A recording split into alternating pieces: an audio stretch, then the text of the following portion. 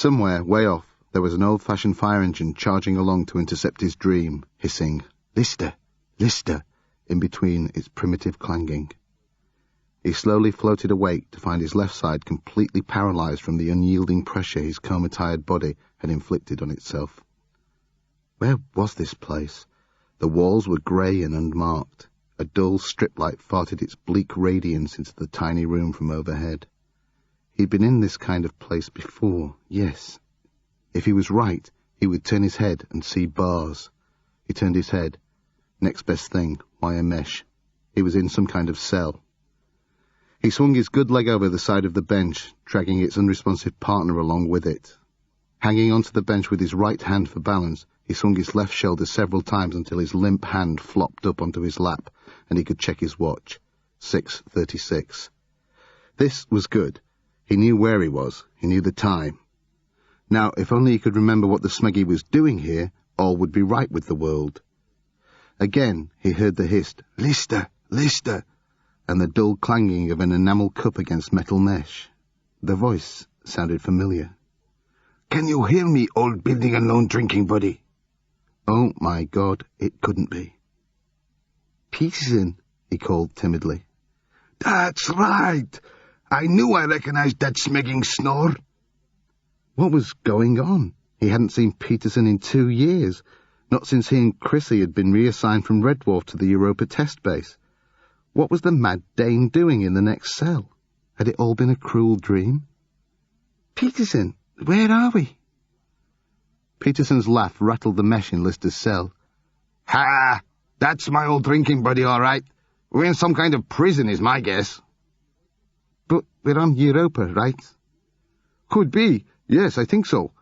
Blue moonish-type planetoid, close to that big bastard with the red spot? Yeah, that's Europa." "Bingo!" Peterson said, and laughed again. Lister started massaging some life back into his dead leg. "Question is, Olaf, what are you doing here?" "It's a little hazy, but about 24 hours for drunk and disorderly, I would reckon." "Yeah, I mean, why aren't you on Triton?" "Triton? Oh yeah, that house I bought. No good. Couldn't take it. Beautiful house, but no oxygen, no gravity, and worse than that, no alcohol.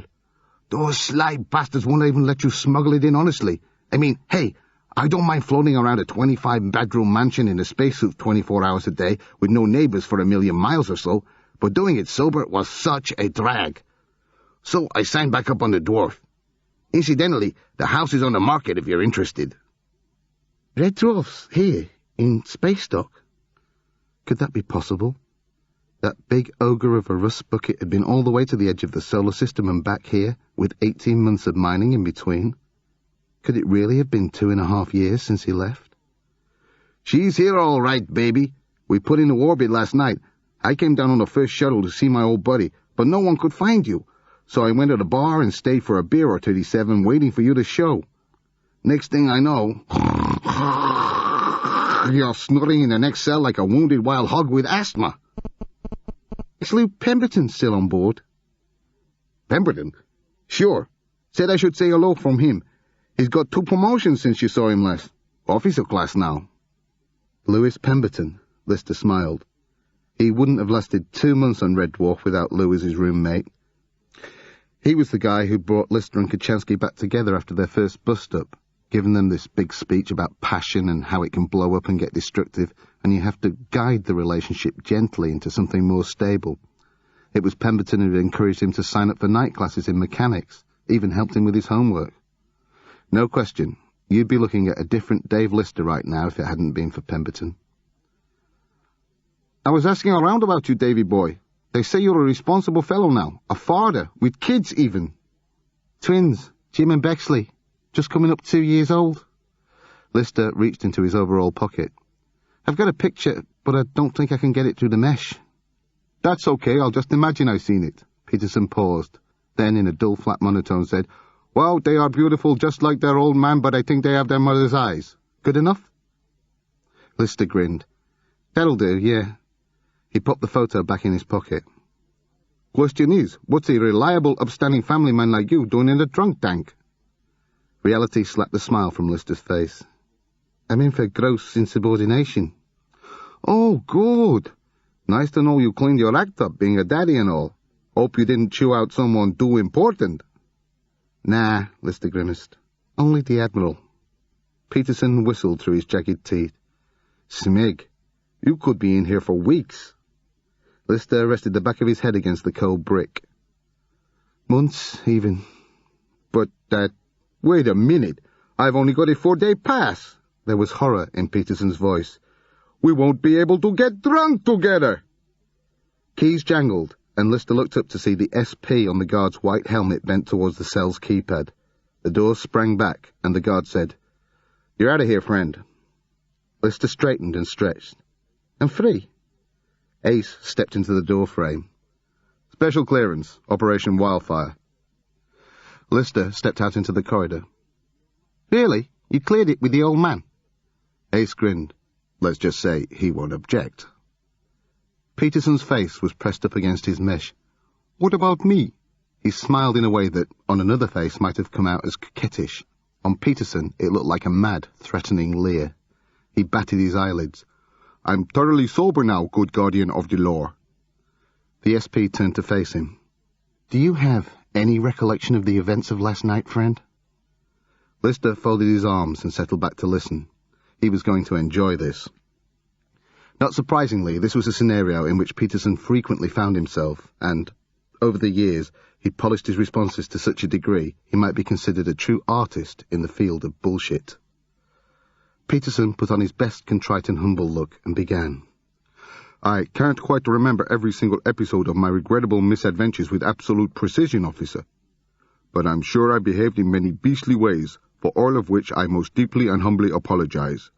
Rest assured, most respected lawman, my contrition is complete. I intend to forswear the demon alcohol which brought me to this sorry pass and live forevermore in this blessed state of sobriety.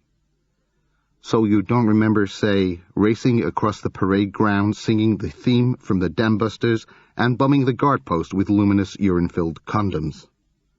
Peterson's eyes flitted up and left. Can't say it strikes a chord, no. But if I did commit such an heinous deed, it would be most out of character, as I am at all times a thoroughly wholesome, gentle, and amiable chap, much given to poetical musings and charitable acts, as my good friend of many years with extremely high security clearance here will readily attest. He nodded encouragingly at Lister. Does your memory stretch to the part where you stole a motorcycle from the compound and scrawled obscenities over the ornamental garden in tire marks? Did I really do that? Then I must repair forthwith to the nearest pharmaceutic establishment and have them replace my medication, which, despite its salutary effects on my incurable heart condition, quite clearly produces disastrous and unacceptable side effects. And I'll bet you don't recollect stapling my colleague's penis to his groin. Peterson licked his lips. I don't suppose you'd consider an extremely substantial bribe. I can give you the deeds to an exceptionally desirable residence on one of the solar system's most up-and-coming moons. Do you have the remotest conception of the penalty for affixing a shore patrolman's genitalia to his thigh? You are history, friend. We're going to shut you in and melt the lock. Peterson turned his pleading eyes to Lister. Davy, can you help me here? Lister turned to Ace. The commander rolled his eyes and stepped forward. He's with us, Sergeant. Commander, you want me to release him? He's essential to the project. Essential to the project? What do? Use his breath for fuel? You can release him under my cognizance, Bob. I'll see he stays out of trouble. Reluctantly, the guard tapped the release code into Peterson's door lock. If you say so, Commander. He paused before the last digit and looked up at Peterson, who was struggling to keep the delight off his face. If I were you, friend, I'd steer clear of Reinhardt. Reinhardt? Sergeant Arden Reinhardt? The guy whose wanger you whacked with the staple gun? He had a very hot date tonight, only his little German soldier's going to be wrapped up like King Tutankhamun for the next 2 months, and he isn't in the best of humor. Last I heard he was making plans to return the favor, only with hot steel rivets. Ouch. The door swung open, and Peterson stepped free. Thanks for the warning, officer. He turned to Lister and Ace, rubbing his hands. Now then, gentlefolk and essential personnel, let's get on with Project Wildflower. Wildfire. Whatever. So, it's on then, Lister followed as Ace led the group across the quadrangle towards the briefing room. Peterson brought up the rear, his eyes darting nervously from side to side, searching for mad, limping Germans with high-pitched voices brandishing rivet guns. It's on all right, Spanners. Kick off at 0800. The old man seemed pretty empty last I saw him, so what changed his mind? You did, Spanners. Me? Another one I owe you, you old lemon tartlet. Lister shook his head. No matter how many favours Ace did you, he always made it seem like he was in your debt. What happened? He resigned. He resigned? Best thing for him, old love. He was on the brink. Maybe he'll start to enjoy life a bit now. Left me in charge of Project Wildfire. So, what's the plan? Ace stopped. I'm just have to give the tech boys a final briefing. I want you to give the crate a quick once-over. I wouldn't feel right if it went up without your blessing. Then I want you to hot-tail over to mission control. If anything does go wrong, I'd rather you were up there giving me feedback. No prob. Appreciate it. Then, Ace fished in his pocket, I want you to take a couple of weeks off with the fam. I've already organised the paperwork for you and Chrissy to get leave. Here. He tossed Lister a set of keys. What are these? I've got a quaint little holiday cottage on Io. Nothing fancy, but a beautiful view. Own private beach. It's yours if you want it. For the whole fortnight? Permanently. Wait a minute. You're giving me your holiday home? Well, I'm not going to need it any more, old sausage, now am I? What about me? Peterson leaned his chin over Lister's shoulder and grinned winsomely.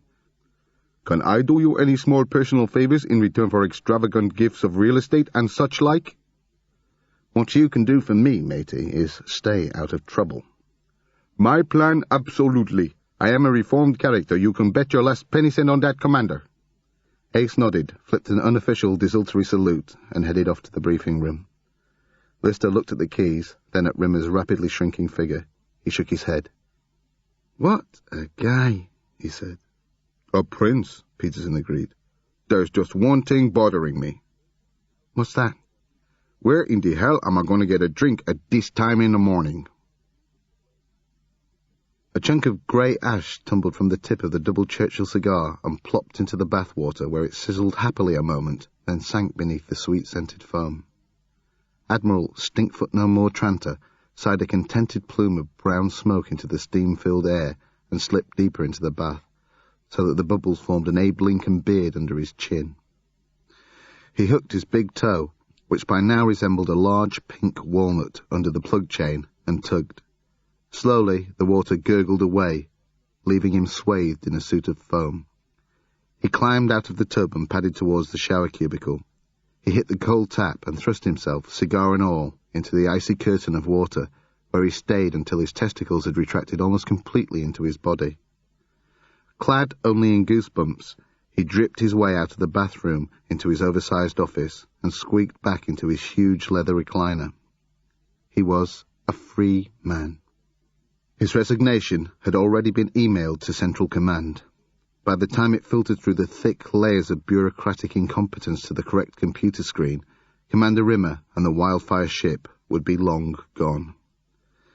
Tranter lifted his foot onto the desk and tapped the monitor link button with his wrinkled toe. The screen flicked on and Ace's helmeted face appeared. The takeoff dialogue blotted tinnily out of the speakers. Wildfire, we're all go at this end. 0 minus 30 from my mark. And mark. Tertiary mission engaged.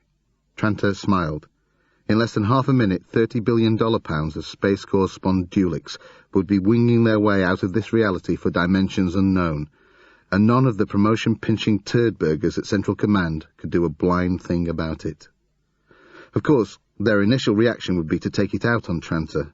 They might threaten to withhold his pension or have him declared insane, or even drag him before a court spatial. But in the end, they'd back down. They wouldn't want it known to the government agencies who allocated budgets that the money had been flushed away pointlessly. They'd build up the importance of the breakthrough. Tranter might even come out of it a hero. Not that he cared much. Within 24 hours he'd be en route to his condominium on Venus, where he would at last be able to indulge his enthusiasm for one-third gravity golf, preferably with his wife, who at least still shared that passion with him. He thought they might still make something of their marriage, with a little work from both sides. They might even make it all the way to happiness. The huge blast of Wildfire's takeoff rockets drew his attention back to the screen. Ace's image jutted out of Europa's meagre grasp and howled towards Jupiter. The mission controller's voice tizzed, "Wildfire, you are go-go," and the crowd in the control tower cheered mightily. Tranter smiled and tugged open a pointlessly large drawer. He fished out his Hawaiian shirt and +4s and began to dress in the only clothes that ever allowed him to feel comfortable, the clothes of his new life. Of course, there was a large element of the unknown in that new life. Even an admiral's pension wouldn't provide for an opulent lifestyle, and there was no guarantee his wife would decide to go with him to Venus. She might even make good her threats to divorce him, which would leave him fairly close to destitute. Still, whatever his future held, Tranter embraced it. As it happened, his small fears were groundless. His wife would not divorce him. They would find happiness together. As Tranter tugged on his loafers, he heard Commander Rimmer announce, "Engaging Wildfire Drive," and glanced up at the monitor as the screen whited out. This was it, the moment of truth. After an achingly stretched instant, visuals returned again. Tranter craned closer to the monitor. Ace was alive. The readouts already stood within safe margins. He'd done it. The commander had leapt to a new dimension. Rimmer's voice was carried along by the promised tachyon transmission, alongside bursts of digitized Navicomp information. For a man who'd pioneered a new frontier for humankind, his voice was astonishingly calm and matter-of-fact. "Bingo, MC. The crate held up. Chalk that one up to spanners. Let's see." His eyes flicked over at the readouts. "I've arrived, but I know not where. Starscape's completely unfamiliar. 0 point of reference. That puts me gabillions of light years from home. No Class M planets in the vicinity. Don't understand that one. There must be some kind of life around. Hang on. I'm getting something. A ship." Ace's features registered mild surprise, which, in the commander's emotional lexicon, was the closest he ever got to panic. "Oh my godfathers, it's—" And as the tachyon trail lost its integrity, the transmission spluttered and died. Part 3. Back to Backworld. The cat watched the festering heap of dung as slimy black flies waddled on top of it, took their sticky wings to their sides and started crawling into their maggot skins. The white skins sealed themselves, and the fat maggots began wriggling deep into the putrid mound. The cat said to himself. "Lunch is almost ready." The cat, who had experienced some extremely weird days in his lifetime, ranked the previous day as his all-time #1 weirdest day ever. It had finally ended in the early afternoon. There had been hours of raised voices, recriminations, and much poring over star charts before the cat had finally given up hoping to get off this planet any time soon and had slipped up the spiral staircase for a quick nap. He'd crashed out for 20 straight hours, which surprised him, since he hadn't been feeling all that sleepy when he'd gone to bed, despite the day's exertions. Even more surprisingly, when he'd woke up, he was feeling tired, but as the afternoon wore on towards lunch, the tiredness had begun to dissipate. He supposed that was one of the many obnoxious things he was going to have to get used to here, going to bed when he felt most alert and getting up when he was at his tiredest. Well, he could live with that. He could live with most of the vagaries of the reverse universe. He could live with the fact that washing actually made him dirty, that combing his hair rendered it unkempt, and brushing his teeth left his mouth tasting foul. It stretched his patience to breaking point, but he could even live with the concept of putting on clothes that were creased and unclean, since they smartened themselves up over the course of the day. What he couldn't live with was the food business.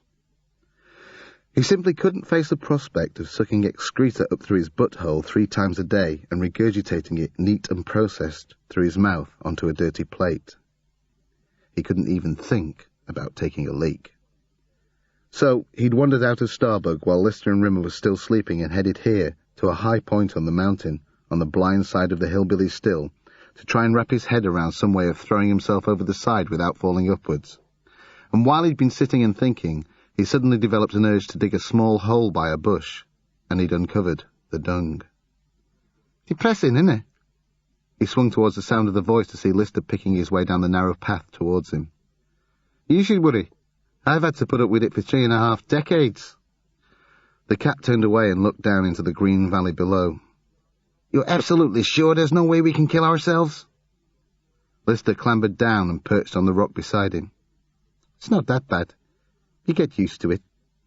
At least we're on a planet. At least there are people here. The cat's furrowed features slowly morphed into a grin. That is true, buddy. There are people here, and some of them are female people. Now you are playing my radio station. Look out, planet Earth. Sex god alert. Lister held out his hand, palm up. Before you get all fired up, I'd like you to think for a second about what, say, a blowjob entails in this place. The cat's grin widened for a second. Then ripples spread over his brow.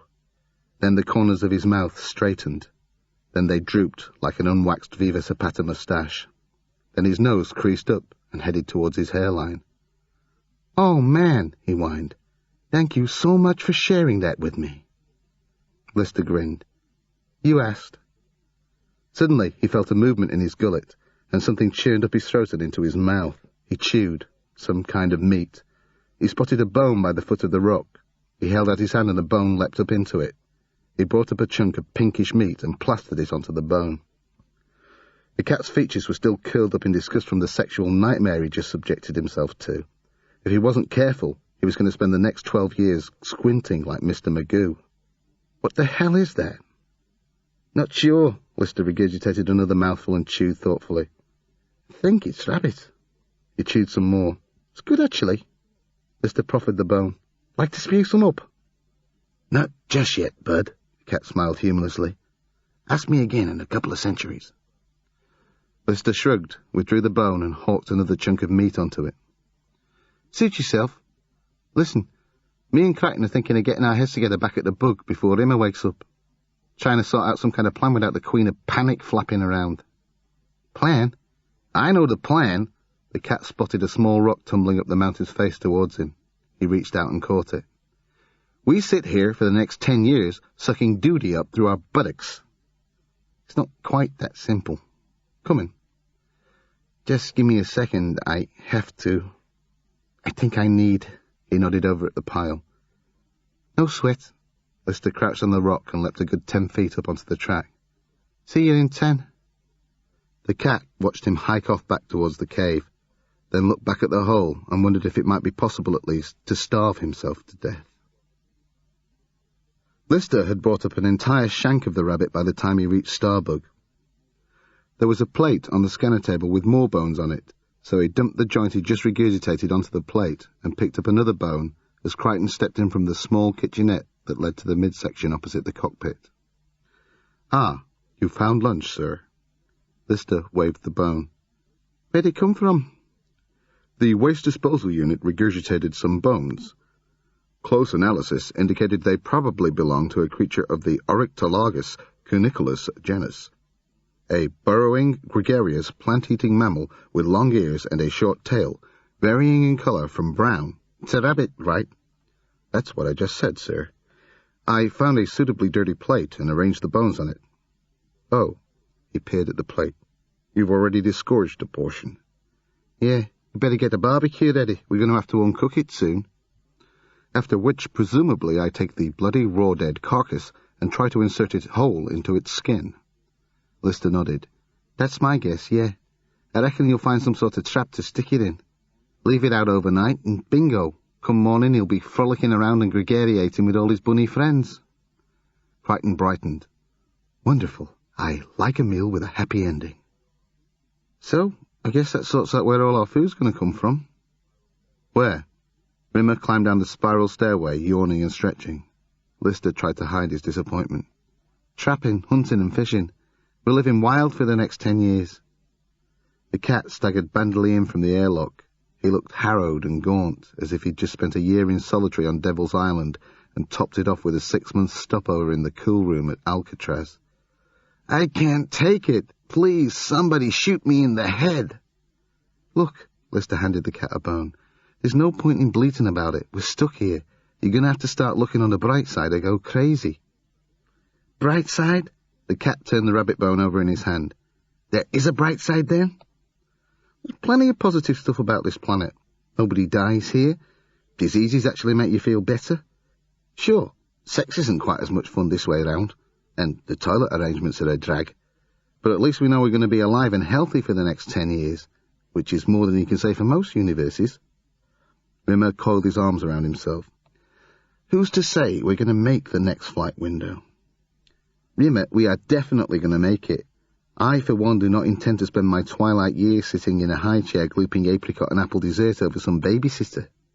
Babies? The cat gagged on some rabbit meat. Are you seriously telling me we could wind up staying here till we're babies? I can't do that. It's impossible to be cool and be a baby. We are not going to miss that flight window, I guarantee it. Just think it through. How do you think the engines got buried so deep in the ground? How did they get all rusted up? Rimmer shrugged. Lister glanced over at Crichton, who was beginning to suspect he'd made yet another boo-boo, planning their takeoff, then nodded towards the airlock. Come on, he said. Take a look. They trooped down the landing ramp towards the cave's entrance. Lister pointed towards the distant mountain range. You have to think backwards. Don't imagine we're taking off. Imagine we're landing, only we've come in too low. We just make it over that mountain ridge, but we're losing altitude quickly. Then we hit the tops of them giant redwoods. A couple of the landing jets get ripped off and blast themselves into the ground. We skim along on a wing and a prayer, crashing through the treetops. The final landing jet gets wrenched loose and buries itself just a couple of 100 yards down there. Now the only thing keeping us up are some low-angled retros. The treetops start tearing great chunks out of the undercarriage. That's when the fuel canister those hillbillies found tumbles out. We see this mountain looming up towards us with no chance of getting over it. Then, in the nick of time, we spot the cave. We head for the entrance, set the retros on full blast and cross our fingers. We scorch those skid marks along the cave walls, and we've got just enough to stop. Now tell me, that doesn't make sense. There was a long silence. Crichton shuffled uncomfortably. He was hoping no one would make the logical observation, but Rimmer disappointed him. Hang on a mo. Just uno tiny momentarola here. Are you saying we didn't actually need the jets to take off? Lister shrugged. Like I said, makes sense to me. It makes sense, all right. Horrible, alarming sense. Rimmer rounded on the squirming mechanoid. Because it means we could have taken off all the time. All that hunting around for the landing jets was completely unnecessary. As soon as we blasted off, they'd have lurched up out of the ground and started reattaching themselves. Lister shook his head. You still can't wrap your head around the way things work here. You don't get a choice about what you do because you've already done it.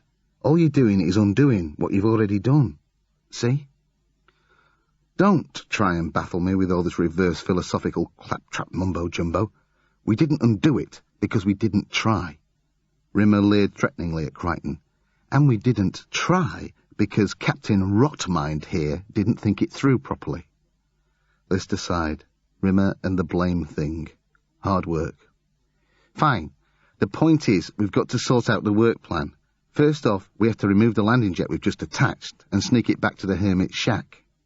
The cat, who clearly hadn't followed a word of the argument, looked up from his half-uneaten rabbit portion and asked, Why? Sooner or later, those mountain boys are going to take the engine out into the woods, bury it, and unfind it in exactly the place it gets wrenched free from Starbug.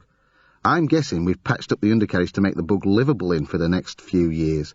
Before we hit the flight window, we're going to have to start dismantling the plates until the belly's a complete wreck. Then we wait for the whole shebang to unrust.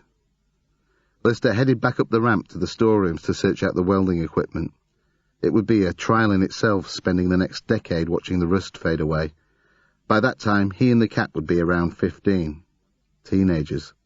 If the corrosion hadn't vanished completely by the 10-year deadline, they'd have to wait for the next flight window. According to their best calculations, that particular opportunity would occur when Dave Lister was less than 2 years old. Holly was trying not to think. Quite frankly, it was thinking that had got him into this mess in the first place, and the chances were that more thinking was only going to make things worse. Holly had started life as the onboard computer of the mining ship Red Dwarf. He'd been blessed with a fairly respectable IQ of 6,000, which had been more than enough for him to get the job done, with sufficient brain power left over to defeat a couple of chess grandmasters, while simultaneously composing a fugue or two and making wholesale corrections to some laughably naive misconceptions in Stephen Hawking's and Albert Einstein's entire textual output. Then, a nuclear accident had killed off all but one of the crew, and Holly had been forced to spend the best part of 3 million years alone. The interminable loneliness had driven him, not to mince words, slightly balmy. 1 circuit short of a Grand Prix track. Computer senile. And so he might have remained were it not for a seemingly innocent suggestion by a cheap plastic talking toaster. Holly reflected sadly that actually being prepared to solicit advice from a budget-priced kitchen appliance was a mark of how low his intellect had dipped. The toaster had suggested that Holly might accelerate his intellect at the cost of slightly reducing the life expectancy of his runtime. And it had worked.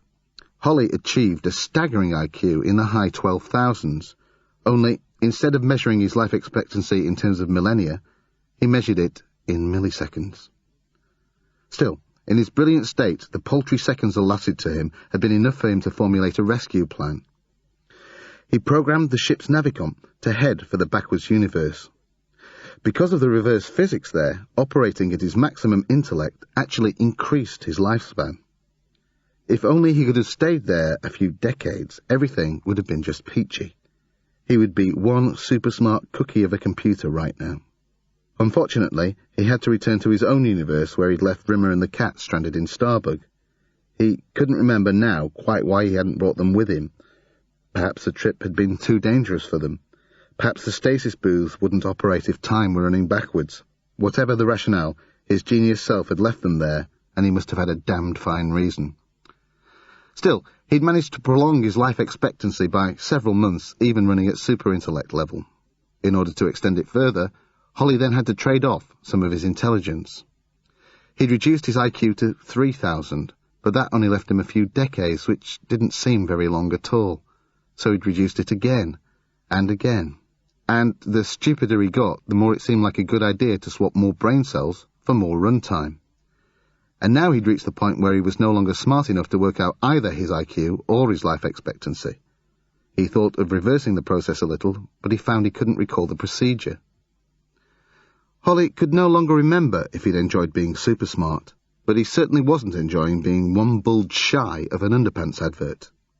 It must have been nice, he thought, to know things, not to feel baffled by the simplest of life's mysteries, not to spend countless hours worrying, as he had recently done, about who it was that decided how many layers of peel there should be on an onion, why some onions had just 1, while others enjoyed 6 or 7, even if they came from the same batch.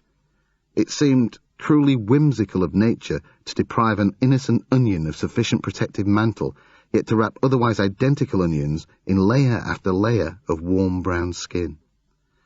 Holly had got himself so steamed up about onion deprivation, he'd failed to notice the crew had neglected to return on schedule. When he did notice, they were almost a decade late. He wondered if perhaps he should try to go and find them, but what if he missed them? What if he risked the perilous journey to the backwards universe and they came out another way? Then he'd have to risk the journey back. And what if he did that, and they'd arrived to find him missing and gone back in to look for him? They could go on missing each other for centuries. Holly chewed over the problem for a couple of years, worrying himself into a panicky funk, until he finally decided it wasn't worth the mental anguish any longer and returned his attention to the semi-naked onion conundrum. He'd so resigned himself to spending the rest of his days utterly alone, he'd given up checking his radar scanners, and didn't notice the approaching ship until it had actually landed in the docking bay. And with that one small error of omission, Holly's seemingly insoluble problems suddenly got considerably worse. It was a little before nightrise. Crichton was standing under Starbug's belly, leaning back so his chest light played over the gaping wounds in the craft's undercarriage. Given that the mechanoid always managed to find something to worry about, he was fairly happy with the way things were looking.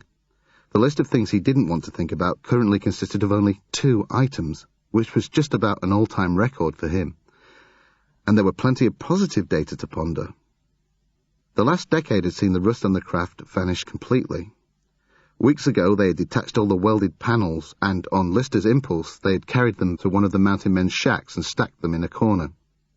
And finally, the flight window was open, and Crichton was determined to make it.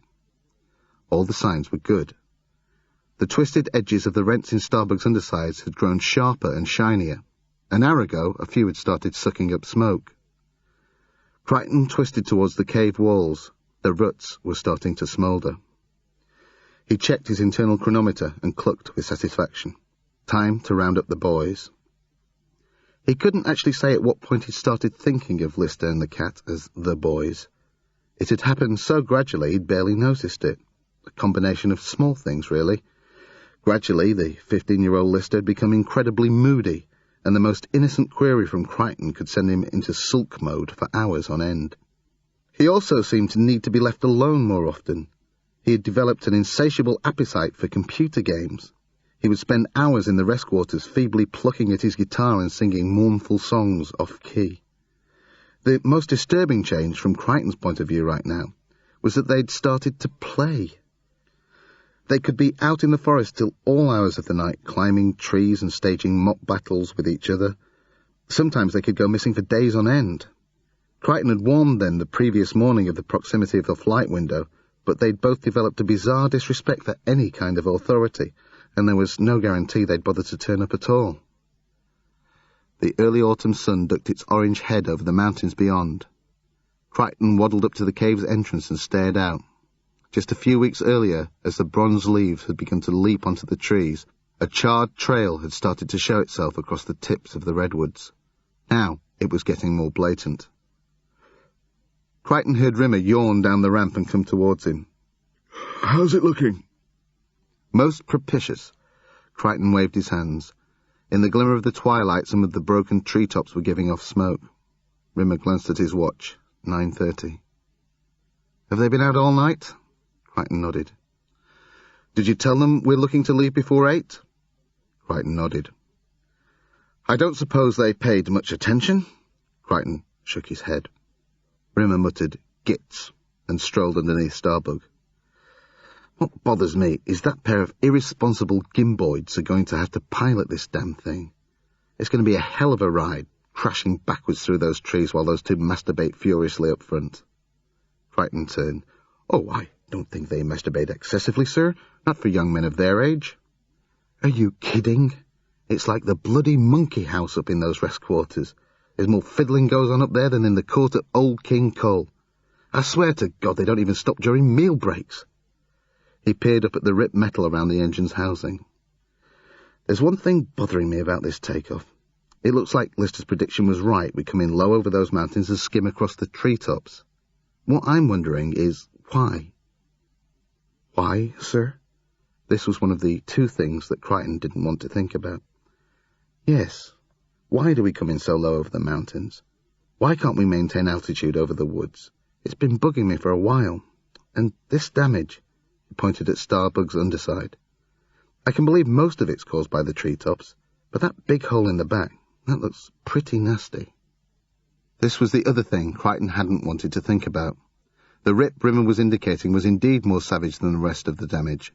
3 meters across and almost circular, it had begun smoking before the rest of the craft. By now, it was getting almost red hot. Crichton had very few ideas about how that hole might be made, and none of them were palatable. He was saved from expounding them by Lister's breathless arrival in the cave. Rimmer stiffened visibly. His relationship with the increasingly immature Lister had soured to the point where they no longer conversed, merely exchanged insults. "Ah, Listy!" He beamed and clasped his hands. "So glad you could tear yourself away from your imaginary friends and join us." Leering insolently, Lister raised the middle finger of his right hand and jabbed it in the air. Rimmer's beam broadened. "Marvellous! What a riposte! Such a shame we can't hang around until Oscar Wilde comes to life and the two of you could match wits." "Sir," Crichton interposed himself between them, "have you seen the cat around? We really should be thinking of preparing for takeoff." Lister shrugged and unslung the homemade bow from his shoulder. "You'll turn up. I mean, what's the big deal? Why is it always me who's supposed to know where he is? It's always getting at me. I'm not responsible for the cat. Just leave me alone, okay? Crichton clucked nervously and waddled to the cave's entrance. The treetops were smouldering profusely now. As Crichton scanned the vista, a face popped upside down into the top of his vision. The cat grinned. "Hey, bud, what's happening?" He flipped from the lip of the entrance, landing straight in front of Crichton, and strutted towards Lister. Crichton watched Rimmer disappear up the ramp, then turned to the boys. "Now, sirs, it really is time. We all should be—" "All right!" Lister whirled on him, suddenly aggressive. "All right, we're coming. Christ! Is it illegal to have fun around here? Is it against the law or something?" He fixed Crichton with a look of petulant challenge. Then he whirled again and stomped up the ramp, pursued at a confident ambling pace by the swaggering cat. Crichton stepped up to follow them, then ducked to catch a last glimpse of the red-hot wound in Starbug's belly. As he watched, a thin drool of molten metal leapt up from the cave floor and glooped itself onto the rim of the hole. There was no doubt in his mind now, none at all, that such a hole could have only been caused by one thing.